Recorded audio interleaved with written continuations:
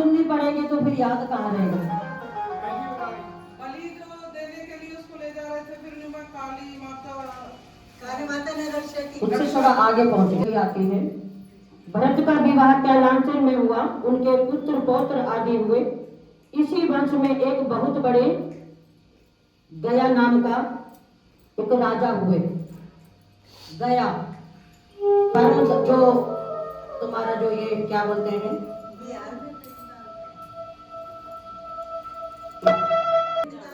गया राजा थे वो, तो उनकी कथा आती है। विष्णु के बहुत बड़े भक्त थे, लेकिन एक दिन शिकार खेलने जंगल में जाते हैं, हिरण को तीर मारा, लेकिन धोखे से एक ब्राह्मण को लग जाता है। धोखे से ब्राह्मण को लग जाता है। अब ब्राह्मण को लग जाता है, उनकी मृत्यु हो जाती है। जाने से पहले कहता है तो तू भगवान का भगत, लेकिन काम तूने असुरों वाला किया है। गया को बोलता कि भगत तो विष्णु का है, लेकिन तूने तीर जो मारा है। अब ब्राह्मण को भी पता नहीं चला ब्राह्मण को ये तीर मेरे को मारा या किसी जानवर को मारा। मारा तो हिरण को था, लेकिन लग गया जाकर ब्राह्मण को। तो ब्राह्मण श्राप दे देते हैं। ब्राह्मण श्राप देते हैं तो गया का जो शरीर था 5 कोस तक फैल जाता है। 5 कोस तक फैल जाता है। अब गया तो राजा है। अब राजा सोच रहा है प्रजा मेरे को देखेगी, हंसेगी, मेरे ऊपर मजाक करेगी कि इतना बड़ा शरीर राजा के कैसे हो गया।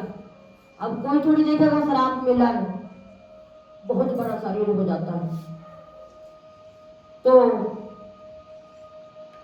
भगवान के भक्त कहते हैं अगर दुख की घड़ी भी आ जाए या कोई मुसीबत भी आ जाए तो घबराना नहीं चाहिए जल्दी।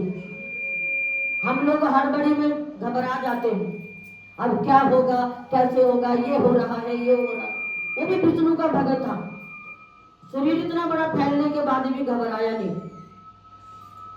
तो अगर भगवान कुछ कष्ट भी देते हैं तो अपने भक्तों को उतनी शक्ति भी देते हैं। अब राजा घबरा जाता है, पागल हो गया राजा कि मेरे को प्रजा इसी रूप में देखेगी तो डर जाएगी। अब राजा जंगल की ओर चले जाते हैं तपस्या करने के लिए। जंगल में बहुत सालों तक तपस्या करते हैं।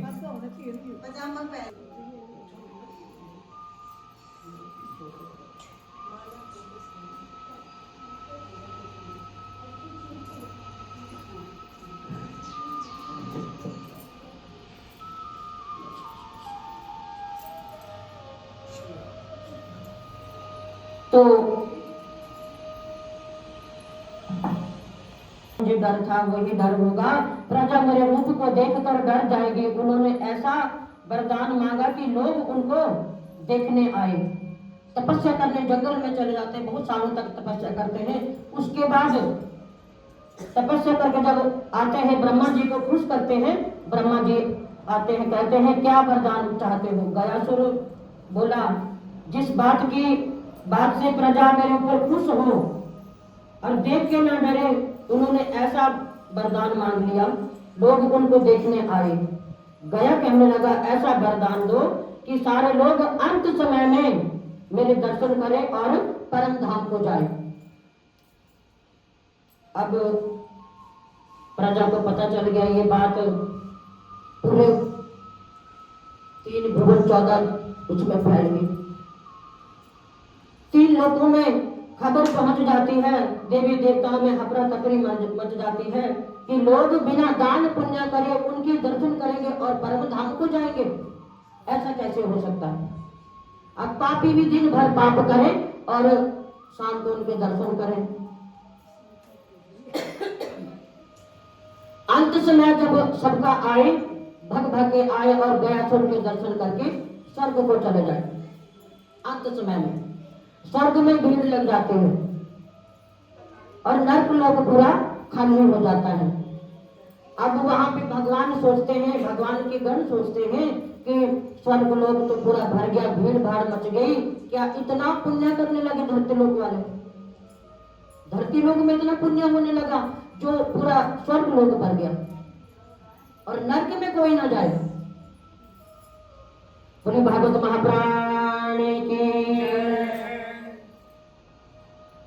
नरक लोक में कोई ना जाए और स्वर्ग लोक में भीड़ लग जाती है।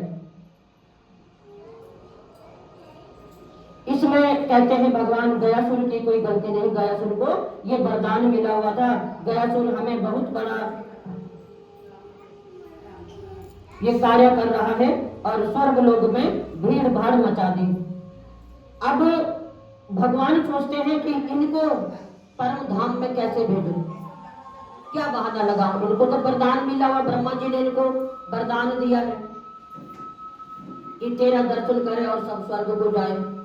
अब भगवान को सब लोग तंग कर रहे हैं, महाराज ऐसे क्या कैसे हो रहा है, कुछ उपाय करो। अब भगवान ने सोचा मैं गयासुर को बोलूंगा, भाई ऐसा करे, मैं बहुत बड़ा यज्ञ करने जा रहा हूँ, तो मुझे अच्छा स्थान बता दे, बड़ा सा कोई जगह बता दे, क्योंकि बहुत बड़ा यज्ञ है। अब गयासुर का 5 कोस तक शरीर फैला हुआ, तो कहाँ बताएगा। वो कह रहा महाराज आप चिंता मत करो, मेरे ऊपर यज्ञ कर दो, इससे बड़ा स्थान तुम्हें कौन सा मिल सकता है। बड़ा सा कई टन का तो हवन कुंड मंगाया कि गयासुर इसी के नीचे दब जाएगा और मर जाएगा। बहुत बड़ा हवन कुंड मंगाया, बहुत बड़ी सामग्री मंगाई, कई टन सामग्री मंगाई। 33 करोड़ देवी देवता हवन करने बैठे तो गयासुर के ऊपर हवन करा। अब गयासुर को कोई फर्क नहीं पड़ रहा, गयासुर वैसे का वैसा। भगवान बोले ये क्या हुआ, गयासुर का तो बाल बांका नहीं हुआ, हमने इतना बड़ा हवन इसके ऊपर कर दिया, इसके शरीर के ऊपर कर दिया, फोड़ फोड़ के हवन कुंड रखा जी, उसमें दब जाए, लेकिन उसको कुछ नहीं हुआ।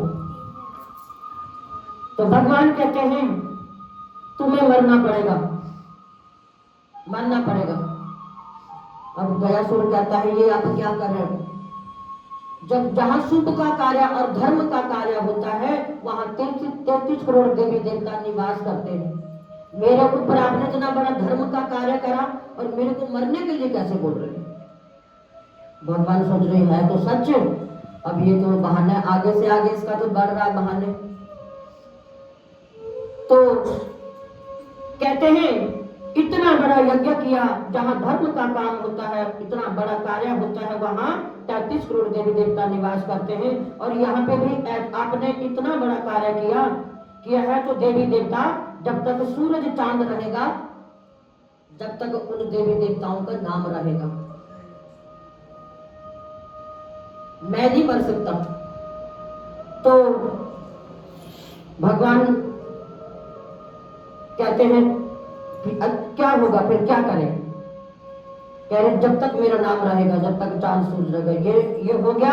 अब गयासुर ने दूसरी इच्छा बताई, तो दूसरी इच्छा ये है किसी की मृत्यु हो जाए और क्रिया कर्म श्राद्ध आदि ना कर पाए, तो मेरे धाम में आकर बस इतना कह दे कि हे भगवान मेरे पितृश्वरों को मुक्ति प्रदान करें और उन्हें मुक्ति मिल जाएगी। इसलिए गया जी की इतनी बड़ी महिमा है, क्योंकि उन्होंने अपना वरदान प्राप्त कर रखा है। इसके बाद गयासुर अपने प्राण दान में दे देते हैं। जब भगवान ने उनकी इच्छा पूरी कर दी कि जाओ ऐसा ही होगा, जिनकी मृत्यु होगी, जो कुछ कर नहीं पाएंगे, तेरे धाम आकर श्राद्ध आदि पिंड दान कर दे और अपने पितरों को मुक्ति मिल जाएगी। तो उनको वरदान मिला और उन्होंने अपने प्राण दान में दे देते हैं। इसलिए दान का बहुत बड़ा महत्व होता है। आप जो दान पुण्य करते हैं वो भगवान के यहाँ पे लिखा जाता है, यहाँ पे भी लिखा जाता है और वहां पर भी लिखा जाता है जो आप दान करते हैं। भागवत में बार बार, शास्त्रों में बार बार दान का महत्व बताया गया है कि जितना हो सके दान पुण्य करें। तो आपका दान भगवान के चरणों में सीधा पहुंचता है जब आप भागवत की कथाओं में दान देते हैं। यही सब साथ जाएगा, स्वर्ग नरक सब यहीं पर है, पर कर्म तो भगवान कहते हैं करने पड़ेंगे। अगर हम ये नहीं करेंगे तो क्या होगा, जब अंत समय आएगा, कैसे कैसे अंत घड़ी आएगी तो कोई साथ नहीं देगा। बोले भागवत महापुराण की। जो आप ये दान पुण्य जो करते हैं वही साथ जाएगा। छोटा सा भाव है।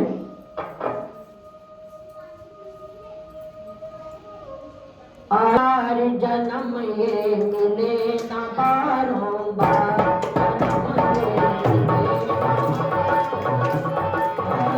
आयु तेरी तुझको की है, तुझको कोई न जाए, जन्म ये मिले न बारंबार।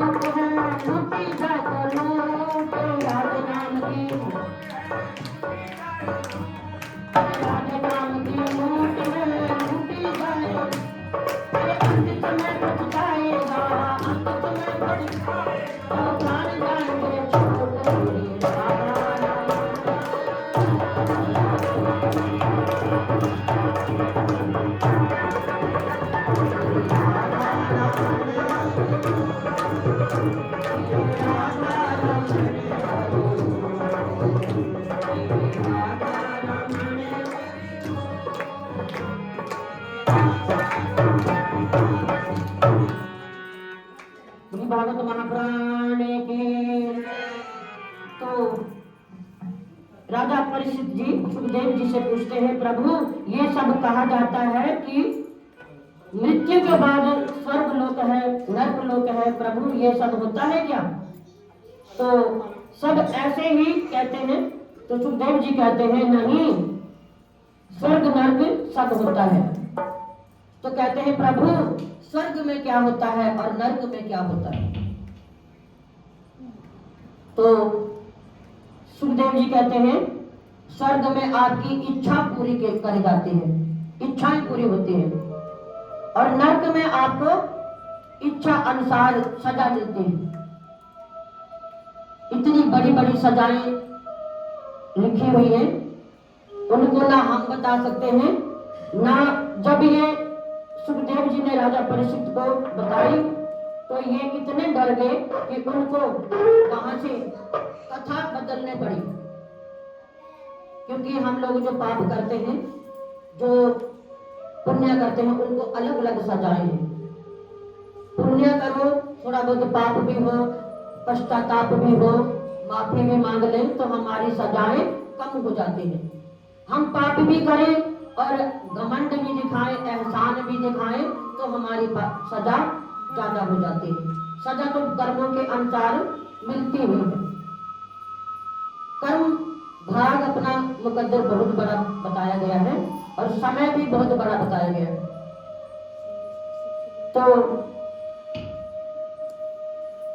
जब सजा वाली कथा बताई तो राजा परीक्षित इतना डर जाते हैं कि सुखदेव जी को कथा चेंज करना पड़ी। इसमें कहते हैं पाप छोटा बड़ा कोई कुछ देखता नहीं है, सजा भी पाप के और पुण्य के मुताबिक सजा मिलती है। सजा इस प्रकार सबको मिलती है कर्म के अनुसार।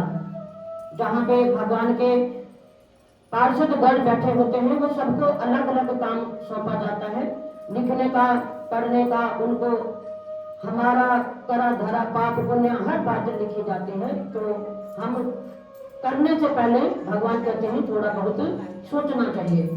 जैसे यहाँ पे हमारी नौकरियां हैं, वैसे वहां पर भी पार्षदों की नौकरियां में, परम धाम में, स्वर्ग लोक में सब लिखा पड़ी होती है। आज हम यहाँ बैठे हैं, कथा कर रहे हैं, कोई दान दे रहा है, कोई कुछ कर रहा है, सब कुछ भगवान के दरबार में नोटिस हो जाता है। राजा परीक्षित कहते हैं प्रभु कोई तो रास्ता होगा, हम नर्क को भी ना जाएं और थोड़ा बहुत पाप पुण्य भी करें और नर्क को ना जाएं, कोई रास्ता है? तो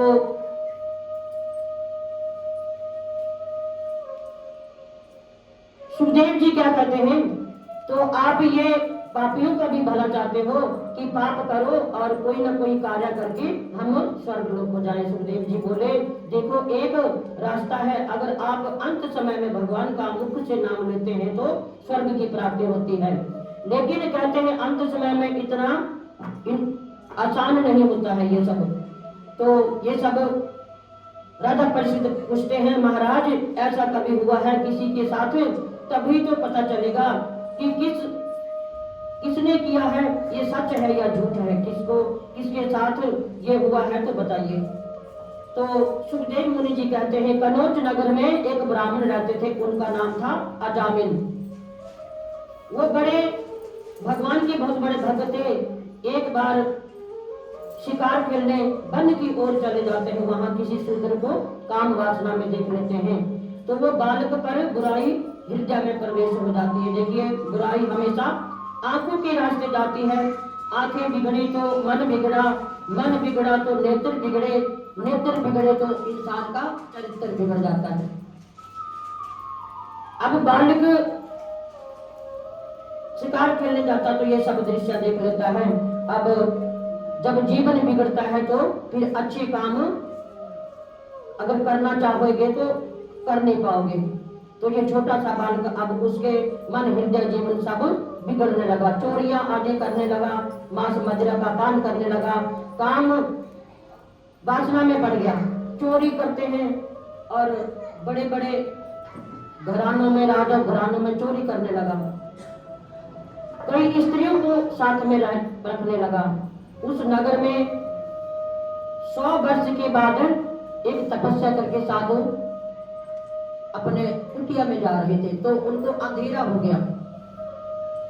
जो अजामिल ने चोरी डाके करके जो इतना बड़ा महल तैयार करा था, वहां पे स्त्रियों को लेके रहता था, डेली मद्यपान का सेवन करता था। और वहां पर साधु आ जाते हैं, अपनी कुटिया के लिए नहीं जा पाए क्योंकि कुटिया बहुत दूर थी, और सबसे पूछ रहे यहाँ कोई ब्राह्मण का घर है, कोई ब्राह्मण का घर है तो मुझे रात को रुकना है। अब सब कहने लगे ब्राह्मण का घर तो है, लेकिन वो ब्राह्मण कहलाने लायक नहीं है। अजामिल के लिए कह रहे हैं, वो ब्राह्मण कहलाने के लिए नहीं, उसके लायक नहीं है, बुरे काम करता है। अब साधु बोले मेरा क्या है, मेरे को तो रात को रुकना है और सुबह अपने कुटिया में चले जाना है। अंधेरा हो गया, इसलिए पहले कोई इतना बंदोबस्त नहीं होता था जैसे आजकल जगह जगह पे लाइटें हैं। पहले तो बियाबान जंगल होते थे, जंगलों में तपस्या करते थे साधु लोग। तो अजामिल कहता है मेरा क्या है, मैं रात रुकूंगा सुबह चला जाऊंगा। तो अजामिल से पूछते हैं महाराज यहाँ पे कमरा मिल जाएगा रहने के लिए। अब अजामिल अपनी ऐंठ में कहता है हाँ मिल जाएगा, रह लो, सुबह तो चले जाओगे ना। हाँ महाराज सुबह चला जाऊंगा, सिर्फ रात को रुकने के लिए थोड़ा चाहिए। अब एक तरफ अजामिल गलत कार्य करके समय बिताता है और एक तरफ साधु महाराज अपना भगवान के भजन में पूरी रात बिताता है। बोले भागवत महापुराण की, भगवान के भजन में पूरी रात बिताता है और एक तरफ अजामिल अपने गंदे कार्य करके रात बिताता है। सुबह होती है तो साधु जाने लगते हैं, तो अजामिल से पूछते हैं आपका बहुत बहुत धन्यवाद, आपने मुझे रुकने के लिए रात को स्थान दिया, कुछ मांगो। अजामिल कैसे कहता है अरे जा ना, मेरे पास बहुत है, तेरे बोलने से मेरे पास नहीं होगा, मेरे पास बहुत धन है, सब कुछ है मेरे पास, जा, तूने रात निकाली अपना जा। उनको तो बोलने का भी जब ऐसे हो जाता है दिमाग, तो उनको बोलने का भी कोई मान सम्मान नहीं होता कि साधु है या कोई संत महात्मा है, उनको बस अपनी बाणी बोलते हैं जो भी उनका आदत है। तो साधु थोड़ी देर के लिए चुप हो जाते हैं। बाद में साधु कहते हैं महाराज कभी भगवान का भी नाम ले लिया करो। अरे तू रुक लिया ना रात को, तेरे को मैंने बोला तू जा, फिर बोल रहा है, फिर बड़बड़ा रहा, इतना टाइम नहीं है मेरे पास, जाओ। कहता है जा तो रहा हूं। अब ऋषि मुनि ने तो उसका पूरा दृश्य रात को आंख बंद करके पूरा देख लिया कि ये क्या करता है। उसको भी भगवान के चरणों में उसको लगाना था, इसलिए वो भी सुन रहा है और अपना उसको बताया जा रहा है। तो अजामिल कहता है तू जा। अब संत महात्मा कहते हैं तेरी जो पत्नी है उनको 10वां गर्भ है, 10वां बच्चा पैदा होने वाला है। कह रहे हाँ तेरे को कैसे पता, तेरे को क्या पड़ी है, 10वां है, 12वां है, 15वां है। तो कह रहा उसका नाम नारायण रखना। महात्मा जी ने बोला जो 10वां पुत्र पुत्री जो भी होगा, पुत्री होगा, तो उसका नाम नारायण रखना। अब वो सोच में पड़ गया कि ये छोटा मोटा साधु तो नहीं है, इसको कैसे पता। अब साधु महात्मा जो भी भक्त होते हैं भगवान के, वो अपने नेत्र बंद करके ही सारा दृश्य देख लेते हैं। अब साधु ही बोल के चला जाता है, बच्चा पैदा होता है, उसका नाम नारायण रख देते हैं। अब सबसे छोटा बच्चा बार बार नारायण ये ला दो, नारायण ये ला दो। अब दिन में 50 बार नारायण नारायण अजामिल करने लगा। अब भगवान ने सोचा चलो अपने बच्चे के बहाने हो, लेकिन मेरा नाम तो ले रहा है, ये भी बहुत बड़ी बात है। बोलने से नारायण नाम रख दिया, ये भी बहुत बड़ी बात है। अब सुबह से शाम तक अजामिल नारायण नारायण नारायण ये ला दे, यहाँ से ला दे, वहां से ला दे, ये वहां पर सामान पहुंचा दे, मेरे को पानी ला दे, नारायण नारायण नारायण नारायण नारायण। तो श्री कृष्ण गोविंद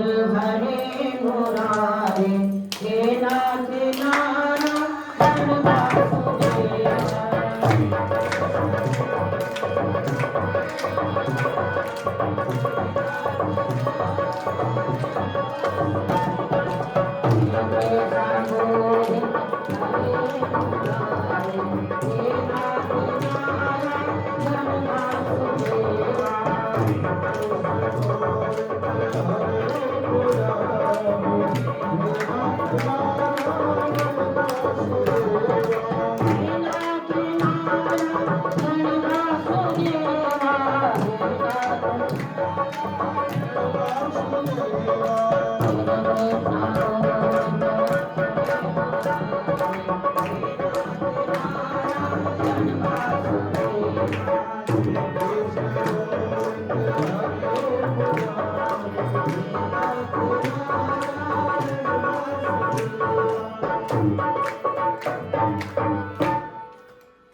नारायण नारायण नारायण करते अब जाने का टाइम भी हो गया, उम्र हो गई।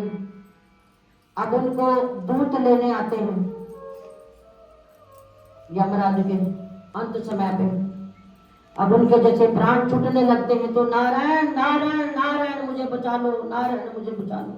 वो भगवान को थोड़ी कह रहे, अपने बच्चे को कह रहे, लेकिन नारायण तो नाम आ रहा है। पहले कोई यूट्यूब देख के नामकरण थोड़ी करते थे। पहले के तो जैसे रख दिया रामधन, जय शंकर, गोविंद, गोपाल, नारायण, शिव शंकर, जय शंकर, गौरी शंकर, ऐसे नाम रखे जाते थे। सीधे साधे लोग होते थे पहले तो। चलो ये तो कर्म के अनुसार इसने गलत काम भी करा, लेकिन ये बुद्धि कब भ्रष्ट हो जाती है ये कुछ पता नहीं है। लेकिन जब नारायण नाम रखा अंत समय में, नारायण बचा ले, नारायण बचा ले। अब भगवान के जो सेवक थे दौड़े दौड़े भगवान के पास जाते, भगवान आपने ये क्या किया, दूत भेजे आपने, ये तो आपका भगत है, आपका नाम पुकार रहा है, उसकी सहायता करो। जैसे बचाने के लिए यमदूतों को भेजते हैं कि जाओ तुम बचाओ, तो दूत आकर भाग जाते हैं। तो सेवक जाकर कहते हैं महाराज ये आपने क्या किया, ये आपका नाम थोड़ी ले रहा था, ये अपने बच्चे का नाम पुकार रहा था। भगवान कहते हैं, सेवक कहने लगे महाराज आप तो अपने भक्तों की सहायता करते हैं, पापियों की सहायता थोड़ी करते हैं, आप तो पापियों को बचा रहे हैं। भगवान ने कहा पापी हो या पुण्य करने वाला, मित्र हो या शत्रु, नाम तो सिर्फ मेरा ही ले रहा था। बोले भागवत महापुराण की, तुम्हें पता है जो अंत समय पे मेरा नाम लेता है उसको मैं नर्क लोक में जाने नहीं देता। इसने भी मेरा नाम लिया तो इसको भी मैं परम धाम में ही, स्वर्ग लोक में ही लेके आ रहा। तो अब अजामिल की मृत्यु हो जाती है और भगवान उसको स्वर्ग लोक में ले जाते। सुखदेव जी परीक्षित को बताया कि अब पहले क्या होता है, काम इतने ज्यादा होते थे, बच्चे ज्यादा पैदा होते थे, उनका नाम भगवान के ही नाम से जोड़ा जाता था, क्योंकि काम की वजह से वो नाम ले पाते थे। तो भगवान के नाम रखने से उनका भगवान का नाम हो जाता था, मुख से निकलता था भगवान का नाम। तो अंत समय में भी ऐसे ही मुख से नाम अजामिल ने नारायण नारायण नारायण पुकार कर भगवान के धाम को जाता है। तो कथा आगे बढ़ाते हैं।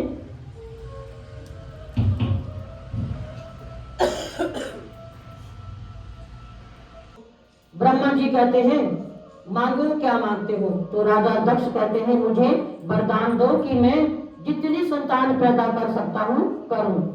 तो ब्रह्मा जी ने सोचा रचना का कार्य तो करना ही है, पृथ्वी लोक में इंसान जब भी तो आएंगे जब रचना करेंगे, जब भी तो आगे वंश बढ़ेगा, संतान पैदा करेंगे। तो ब्रह्मा जी ने कहा तथा अस्तु।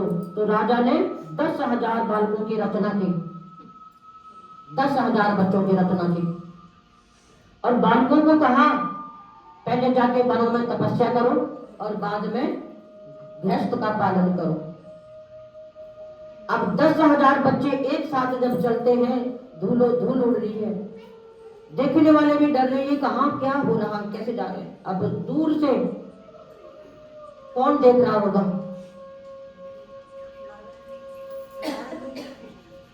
श्रीमान नारायण नारायण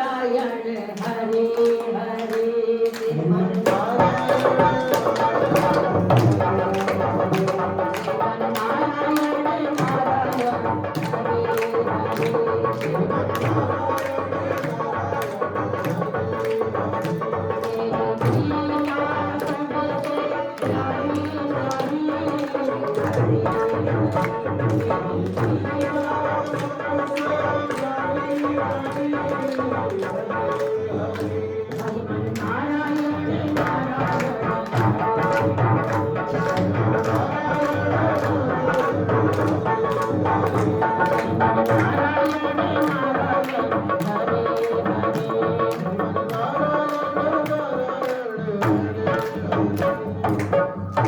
10,000 बालक जाते हैं तो सब लोग देख के घबरा जाते हैं, ये इतने लोग कहाँ जा रहे हैं?